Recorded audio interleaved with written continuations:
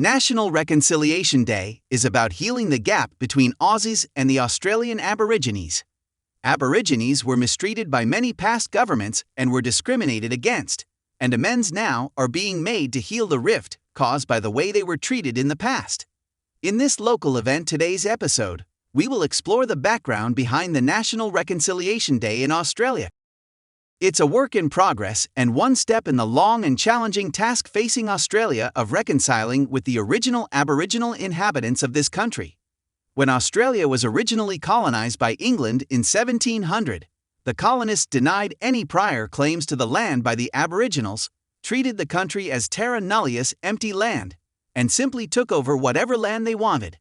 Many settlers regarded the natives as ignorant savages and little better than wild animals. The settlers brought Northern Hemisphere diseases, such as smallpox, to which the indigenous people had no resistance. It is estimated that between 60% and 90% of the Aboriginal population was wiped out, making the takeover easier. The diseases were particularly severe in old people and nubile women. This meant both the knowledge held by the elders was lost and the ability to recover through regeneration was curtailed. Aboriginal culture almost disappeared and only survived through the tenacity of a few. It was thought by well-meaning Australians as late as the middle of the 20th century that the Aboriginals were a dying race, condemned by their inferiority to disappear before the march of Western progress. We now know differently.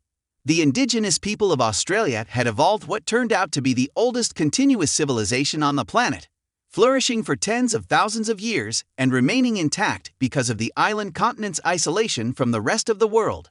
They had a sophisticated and positive relationship with the land, which was not recognized as such by the invading Europeans since it did not involve the concept of land ownership. From the limited biological resources available, they developed agriculture, milling of seed, fish traps, stone buildings to store food, a form of bread, and a complex set of social mores that kept the peace and minimized violence. Since no one possessed the land, wars of conquest were totally pointless.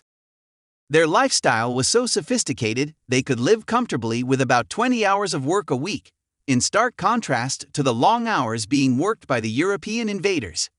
This is an achievement Australia should recognize, be proud of, and celebrate.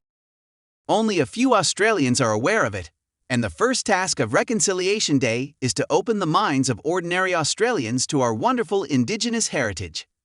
The second task is to find some formal way of recognizing this and building an Aboriginal presence into the fabric of Australia's culture and into our political system. Now you know the true story behind all the gap between Aussies and the Australian Aborigines. Please share this story with fellow Aussies and subscribe to our channel for more exciting events worldwide.